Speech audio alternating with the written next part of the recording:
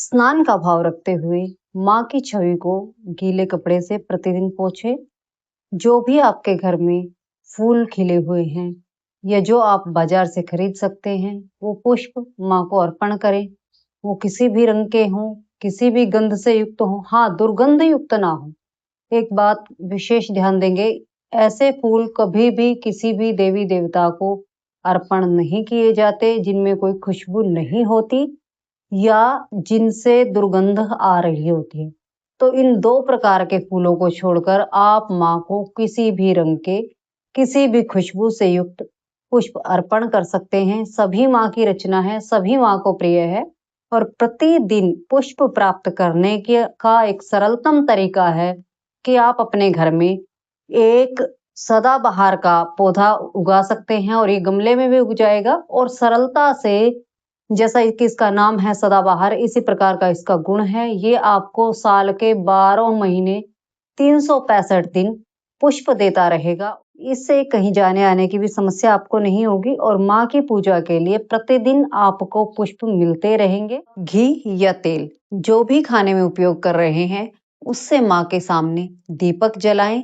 ऐसा कभी ना करें कि अपना हलवा तो देसी घी में बनाएं और माँ के सामने आप सरसों के तेल का दीपक जलाएं। माँ कण-कण में व्याप्त हैं। वो आपके श्रद्धा और समर्पण को प्रतिपल निहार रही हैं। ये आपके घर में सरसों का तेल तक खरीदने का सामर्थ्य नहीं है, आप खुद भी नमक के साथ रूखी रोटी खा रहे हैं, तो माँ भगवती आपसे कभी भी घी या तेल के दीपक की मांग नहीं करती हैं।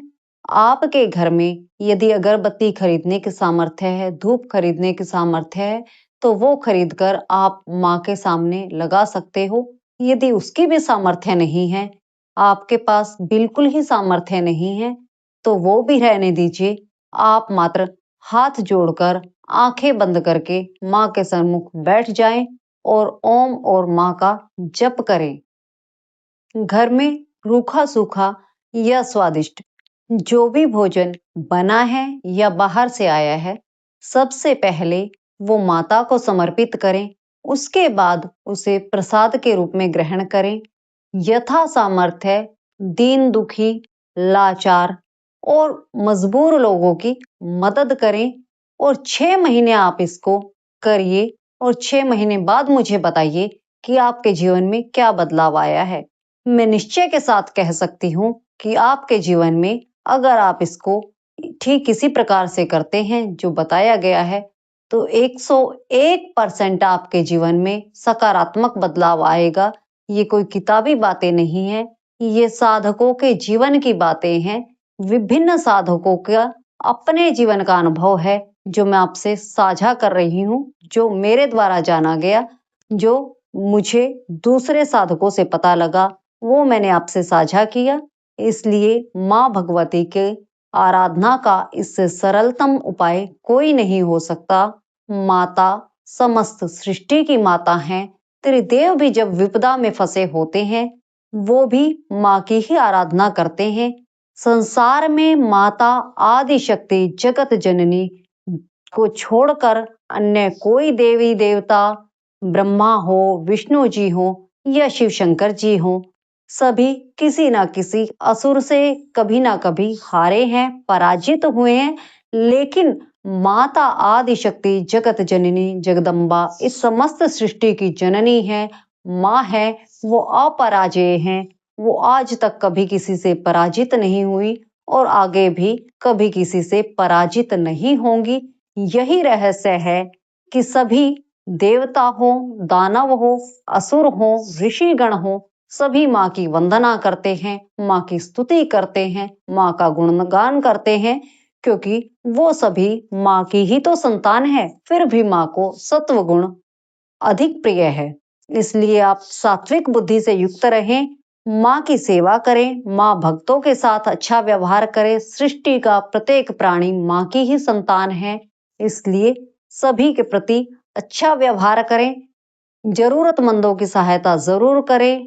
नित्य प्रति नाम जप करिए, नाम की अपनी ही सामर्थ्य है। माँ के शरणागत रहिए, जो शरण में होता है, ऐसी कोई जननी नहीं जो अपनी संतान को नहीं संभालती। एक उदाहरण अपने घर से ही ले लीजिए।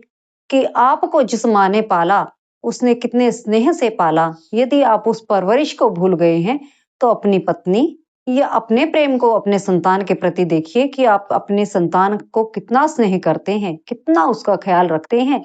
तो वो माँ जिसने समस्त सृष्टि को उत्पन्न किया है, क्या उसे आपका ख्याल नहीं है?